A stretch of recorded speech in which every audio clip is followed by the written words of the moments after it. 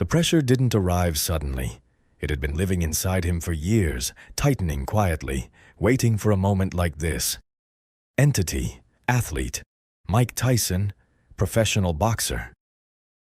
Could feel it in his chest before anything happened outside. The room felt smaller than it should have been, the air heavier. Every sound landed too sharply, as if the world itself was holding its breath. This was the version of the moment the world never sees. Not the explosion, not the aftermath, but the silence just before. The pause where everything is still possible and nothing has been ruined yet. He knew exactly what everyone expected. Rage, loss of control. The familiar pattern that had become easier than thinking. The version of him that required no explanation and no patience. That expectation carried its own weight. It wasn't just fear of consequences. It was fear of disappointing an image he never consciously chose, but had learned to inhabit because it worked, because it won fights, because it erased doubt quickly and publicly, because it earned respect without asking for understanding. But standing there, he understood the cost of that image more clearly than ever. He wasn't about to lose a match. He was about to lose the last remaining distance between who he was and what people believed he was. That distance mattered more than anyone realized. Once it collapsed, there would be no space left to breathe, no room to reconsider, no chance to step outside the role again.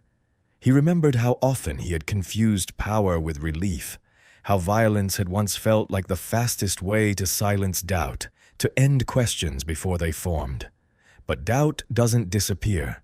It waits, it learns, it grows smarter. And now it was back, heavier than before, feeding on everything he had avoided confronting when destruction was easier than reflection. The stakes were no longer public. They were internal. If he acted the way everyone expected, the world would nod in recognition and move on. Nothing would change. That was the danger. Comfort disguised as inevitability. He sensed how easily this moment could disappear into repetition. Another headline. Another clip replayed without context. Another confirmation of a story already written by people who never had to live inside it. And yet something resisted inside him. Not morality, not fear. Awareness. A sudden clarity that whatever happened next would echo long after the noise faded. He wasn't fighting an opponent. He was confronting the role that had protected him and imprisoned him at the same time. To step into it again would be effortless. To step away would cost him certainty. Certainty had always been his shield. Without it, there would be nothing but exposure. And exposure terrified him more than any man ever had. He realized then that this wasn't about restraint for others. It wasn't about image management or reputation. It was about survival for himself, about whether he would continue living inside an identity built from expectation or risk standing in a moment that offered no script, no applause, no guarantee of being understood. The pressure peaked there, not in violence, but in choice. And the weight of that choice pressed harder than any punch he had ever taken, heavier than any belt, heavier than any fear he had ever learned to hide behind, because this time there would be no one else to blame, no chaos to hide inside, only responsibility and consequences that would stay. This was the moment everything could still go either way. If you've ever felt the weight of becoming what the world expects, stay with this story. Inside him, nothing settled after the moment passed. The silence didn't bring relief. It brought space, and space, for someone like him, was dangerous. Entity, athlete, Mike Tyson, professional boxer, had spent most of his life learning how to fill every gap before it could speak back. Noise, motion, violence. Those had always been his answers, but now there was room for thoughts he had learned to outrun. He felt the familiar tension return, not as anger, but as unease. The kind that doesn't explode, the kind that lingers. He became aware of how exposed he felt without the immediate aftermath everyone expected. No chaos to hide behind, no release to justify the pressure. Just himself, standing in a moment that refused to resolve. His body was ready for impact, but nothing came. That disconnect unsettled him more than any confrontation ever had. He noticed how his instincts kept searching for a trigger, something to react to, something to complete the pattern. But the pattern was broken, and broken patterns demand attention. He began to feel how much of his identity had been built around reaction, around being the answer to fear. Without that, he didn't know what posture to take. He wasn't calm, he wasn't confident, he was uncertain, and uncertainty had always been his greatest threat. He remembered how early he had been taught that hesitation was weakness, that reflection was delay, that delay was death. Those lessons had protected him once. Now they pressed against him from the inside. He realized how rarely he had been allowed to sit inside a decision without immediately defending it through action. This time, there was nothing to defend it with. No proof, no applause, no visible result. Just the awareness that he had stepped away from something familiar and hadn't replaced it with anything yet. That emptiness felt heavier than expectation. He sensed how easily doubt could turn inward now. How the same voice that once urged him to attack could begin to question instead. Question his strength, his relevance, his control. The world outside might still see certainty when they looked at him, but inside the structure was shifting. He wasn't falling apart. He was destabilizing. And destabilization is terrifying when you've survived by being solid. He felt the pull to reassert himself, to do something definitive, something unmistakable. Not because he wanted to hurt, but because he wanted to end the feeling. But ending the feeling would have meant undoing the choice. He understood that now. The discomfort was part of the cost, not punishment. Proof. Proof that he hadn't taken the easy way out, that he had stepped into something without knowing how it would hold him. He realized that control doesn't disappear when you stop using force. It changes shape, and right now, its new shape felt unfamiliar and unstable. He stood with that instability longer than he ever had before, not because it felt safe, but because walking away from it would have meant returning to a version of himself he could no longer fully believe in. He understood that this internal pressure would not resolve quickly, that it would follow him beyond this moment, beyond this room, beyond the expectations still circling outside. It would test him in quieter ways, in moments without witnesses. And he sensed that living with that pressure would demand more discipline than violence ever had, more patience than fear, and more honesty than he had ever been asked to show himself. If you've ever sat with uncertainty instead of running from it, stay with this story. The antagonist was never standing across from him. It didn't wear gloves. It didn't raise its voice. It watched. It waited. It had followed. Entity athlete, Mike Tyson, professional boxer. For years, shaping expectations long before this moment arrived, the system around him understood one thing very clearly. Simplicity sells. A single image is easier to repeat than a complicated truth, and Tyson had become that image, the destroyer, the certainty, the inevitability. Media, promoters, spectators. They all spoke different languages, but they shared the same logic. They needed him predictable, not controlled but readable. Rage was readable. Violence was readable. Silence was not. Silence created questions. Questions slowed the machine. The system didn't hate him.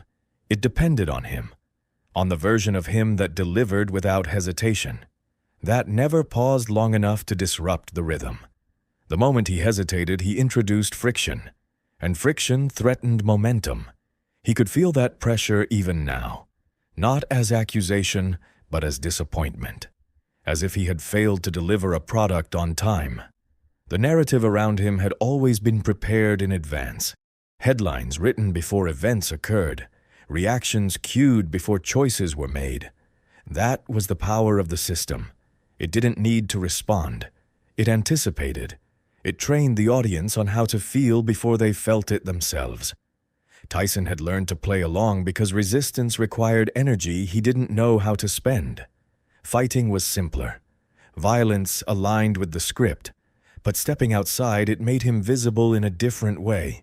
Not larger, smaller, more human. And the system doesn't know what to do with humans. Humans are inconsistent. They hesitate. They change. He understood that by not fulfilling the expected role, he had disrupted something much larger than a single moment. He had created uncertainty where certainty was demanded. That uncertainty would not be forgiven easily. Not because it was wrong, but because it was inconvenient. The system would respond the only way it knew how, by reframing, by minimizing, by absorbing the disruption and flattening it into something familiar again. It would look for angles that restored order, explanations that preserved the image. He could already sense it happening, the subtle shift from curiosity to correction, from observation to interpretation. They wouldn't ask why he chose restraint. They would decide for him. And that decision would spread faster than truth ever could. The antagonist didn't need to attack him directly. It just needed to keep telling the same story until it sounded complete, until repetition replaced inquiry. He realized then that resisting the system wouldn't look like rebellion. It would look like absence, like refusing to provide the reaction it required to function smoothly. That refusal carried a cost he was only beginning to understand. Not punishment, erasure, the slow removal of nuance, the quiet rewriting of intent. He wasn't being opposed, he was being processed. And once processed, there would be no space left for his internal reality, only the version that fit. The system would move on satisfied, and he would be left holding a choice that no one else had fully seen, carrying it forward alone. He understood that this kind of opposition could not be punched away. It could only be endured. And endurance without recognition was the hardest discipline he had ever faced. If you've ever felt reduced to a version that was easier for others to accept, stay with this story. Pressure didn't come as an explosion. It arrived in layers, quietly, incrementally. It showed up in glances, in pauses, in the way conversations shortened around Mike Tyson. No one confronted him directly. That wasn't how pressure worked at this level. It worked through suggestion, through implication, through the steady reminder that deviation had consequences. He could feel it in the way expectations recalibrated, in how people waited to see if this restraint was temporary or if it meant something deeper. The system always allows one moment of confusion. It assumes correction will follow, that he will return to form, that he will restore balance by doing what he has always done. The pressure was not to punish him, but to normalize him again, to fold him back into a story that made sense, and that expectation tightened with every hour that passed without resolution. He sensed the unspoken question hovering. Was this a mistake, or was this a phase? The longer he didn't answer, the louder the question became. He felt the pull to clarify, to explain, to justify, to offer something digestible, something that could be quoted. But explanation would have reduced the moment to intention, stripping it of tension. And tension was the only thing keeping it alive. Inside him, the discomfort sharpened, not as fear, but as friction.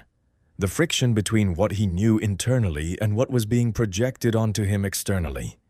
Every instinct he had trained told him to end friction through action, through decisiveness, through dominance. But that instinct now worked against him. Acting would have relieved others, not him. He realized how deeply his behavior had been shaped by response, by applause, by fear, by the immediate feedback loop of reaction and validation.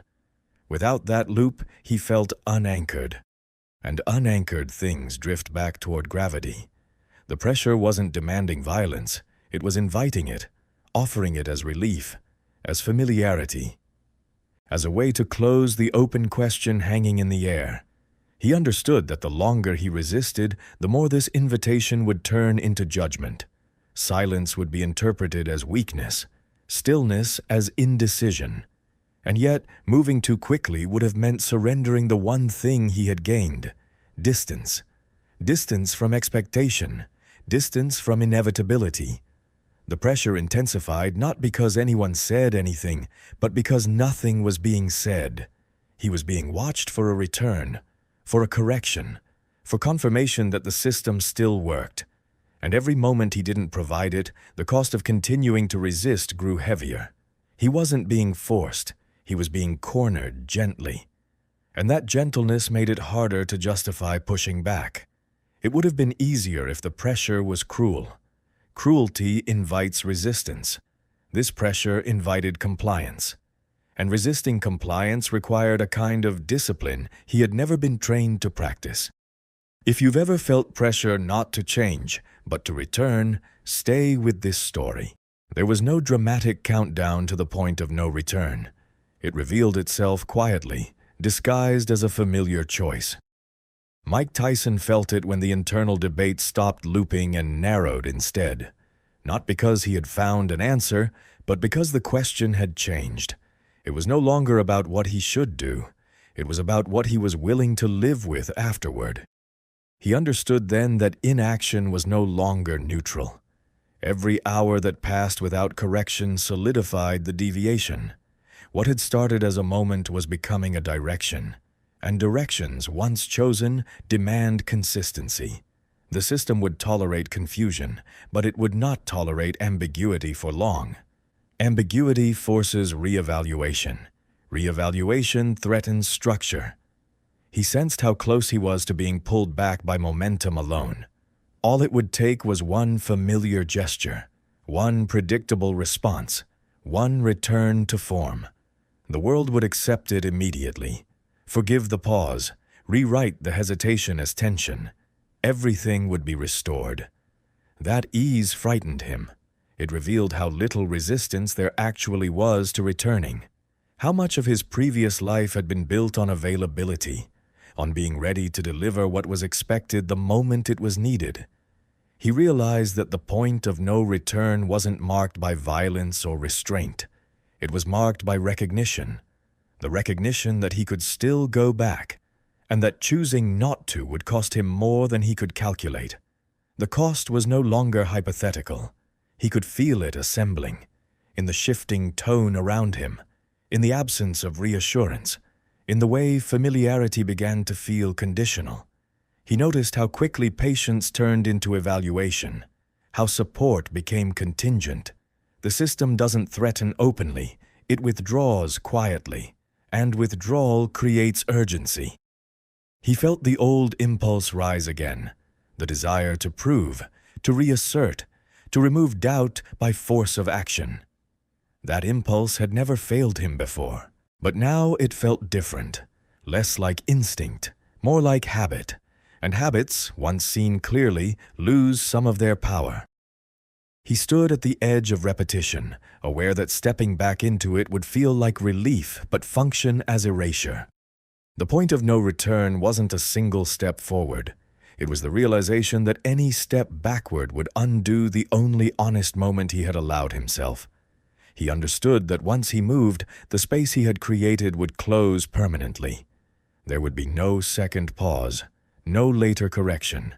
This was the only window. And windows don't announce when they're about to shut. They simply do. He remained still not because he was certain, but because certainty would have been easier. He remained still because moving without believing would have meant lying. And he knew that once he crossed that line again, he wouldn't recognize himself on the other side. If you've ever felt a moment turn into a direction, stay with this story. The choice didn't announce itself with clarity. It arrived without ceremony, without certainty, without any sense of resolution. Entity, athlete, Mike Tyson, professional boxer, felt it as a refusal more than a decision. A refusal to reach for the familiar solution when it presented itself one last time. The moment stretched longer than it should have, long enough for doubt to resurface, long enough for instinct to argue its case.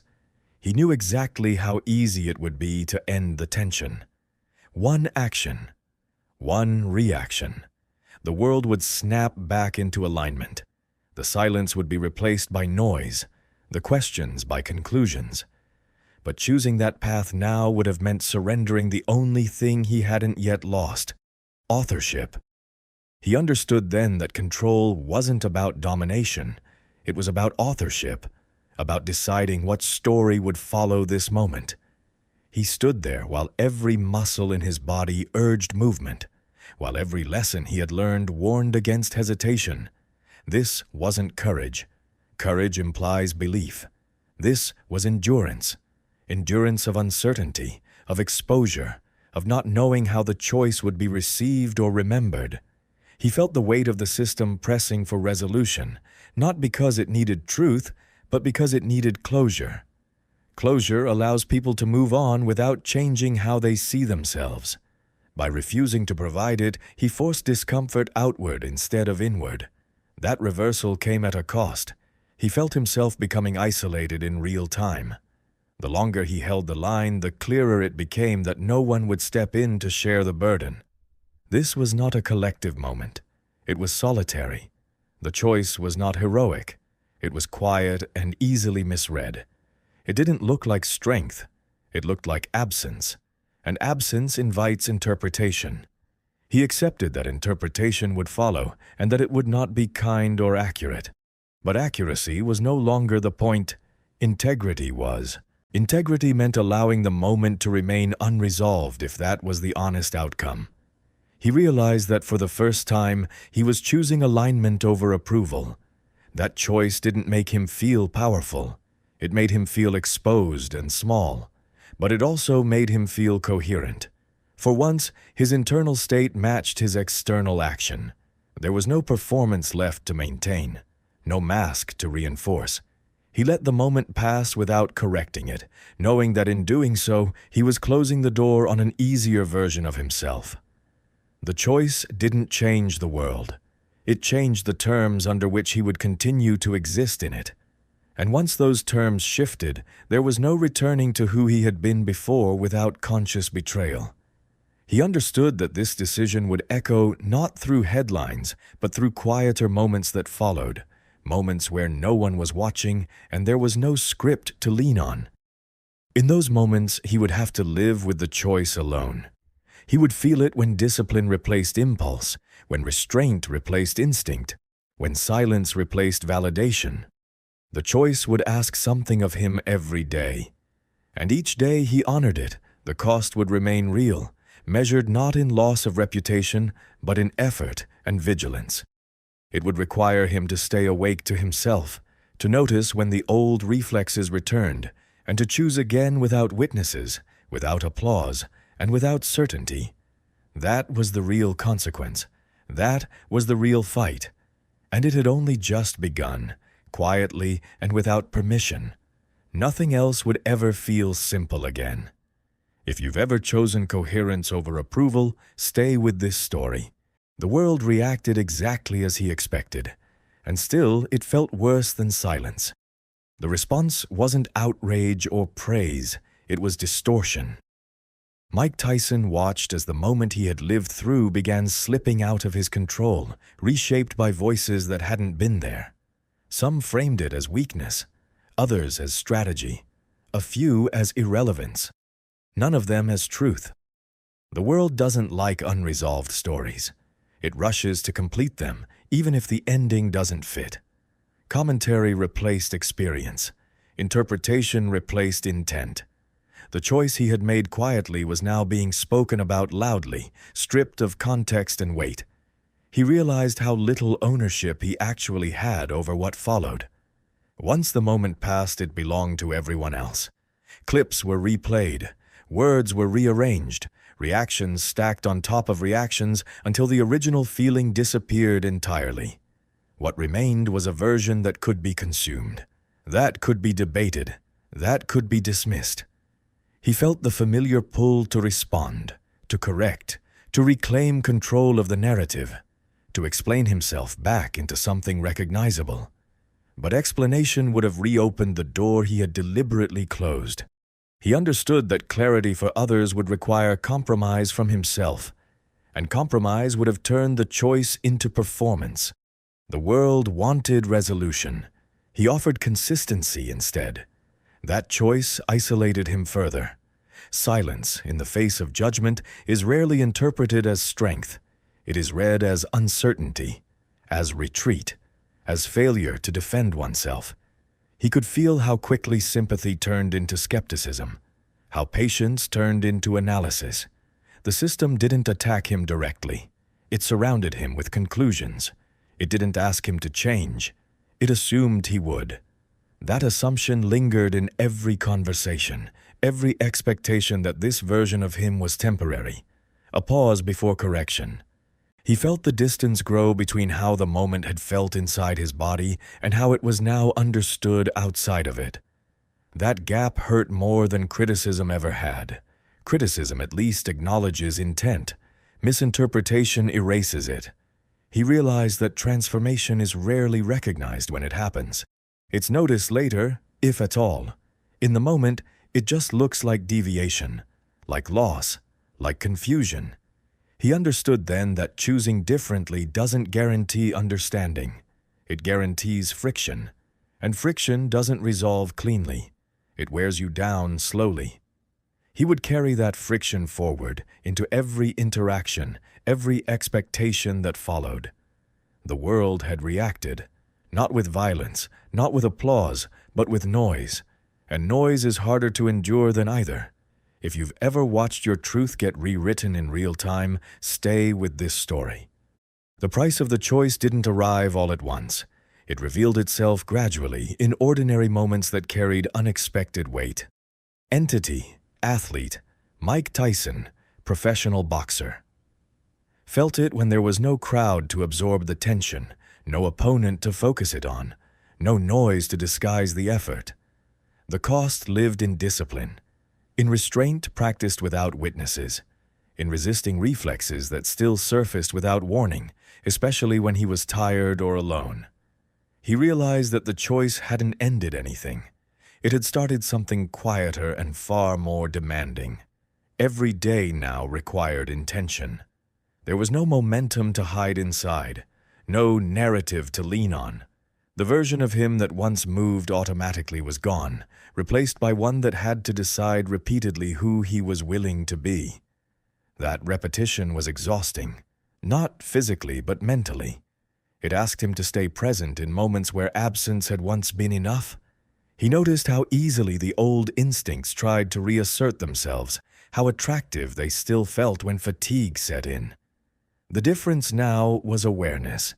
He could see the impulse before it acted, and seeing it made ignoring it harder, not easier. The world never fully adjusted to the change. It continued to reference who he had been, not who he was becoming. That mismatch created loneliness, not isolation from people, but from recognition. He wasn't unseen, he was misseen, and that distinction mattered more than he expected. He learned that growth rarely feels like progress from the inside. It feels like effort without reward, like moving without applause, like choosing restraint when no one would ever credit you for it.